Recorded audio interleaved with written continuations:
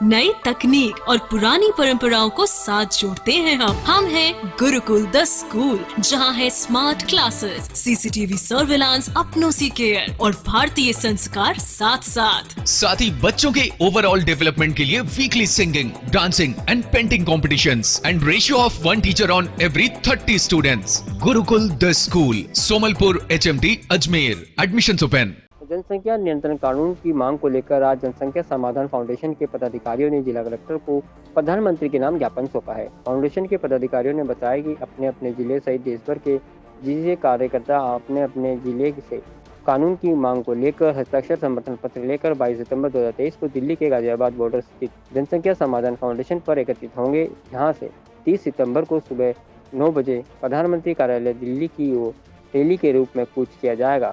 जनसंख्या नियंत्रण कानून की मांग की जाएगी।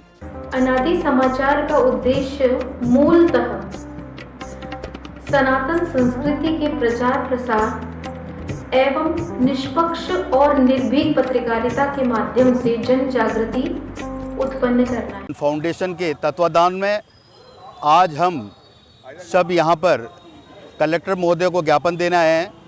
जनसंख्या नियंत्रण हेतु एक कानून बनाया जाए, जिस कानून की कई सालों से मांग करते जा रहे हैं और भारतीय जनता पार्टी ही नहीं, लगभग 165 या 60 के आसपास सांसदों ने भी सामूहिक रूप से इस जनसंख्या नियंत्रण कानून बनाने का आग्रह किया था। लेकिन मैं आज हम सब मिलकर यहाँ कलेक्टर साहब को ज्ञापन देना है कि जनसंख्या नियंत्रण कानून के लिए ये जो हमारा प्रधानमंत्री जी को ये ज्ञापन सौंपें कि जनसंख्या जिस प्रकार से देश की बढ़ती जा रही है और केवल एक समुदाय पे ये बोझ है कि हम दो हमारे दो, ऐसा नहीं होना चाहिए। इस प्रकार का जो हम दो हमारे दो का नियम है, उस नियम के आधार पर सभी के साथ इसी प्रकार से होना चाहिए। अगर किसी के 2 बच्चे से ज़्यादा बच्चे होते हैं तो उसको सारी सरकारी सुविधाएं उसकी ख़त्म कर देनी चाहिए और उसके बाद वो पालना नहीं करता है तो उसको, अगर वो नौकरी करता है तो नौकरी से निकाल देना चाहिए और उसके बाद भी अगर वो पालन फिर भी नहीं करता है तो मताधिकार का उसको उपयोग नहीं करने देना चाहिए, अधिकार नहीं देना चाहिए। इस प्रकार से हमने, और उसमें कुछ साल की सज़ा का भी प्रावधान है, उसके लिए हमने मांग पत्र में लिखा है इस प्रकार से, अगर किसी ने 2 शादी कर ली है और 2 शादी के बाद 3 कर ली, 4 कर ली, तो भी वो 2 संतान ही पैदा करें।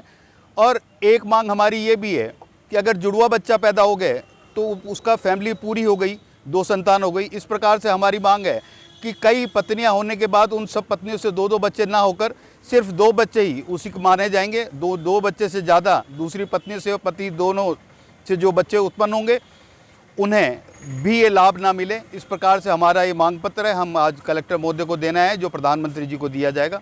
धन्यवाद। जनसंख्या समाधान फाउंडेशन के कार्यकर्ता पूरे देश भर में पिछले 9 वर्षों से जनसंख्या समाधान, जनसंख्या नियंत्रण कानून की मांग करने के लिए देश में कई बार धरने प्रदर्शन, ज्ञापन, भूख हड़ताल करते आ रहे हैं।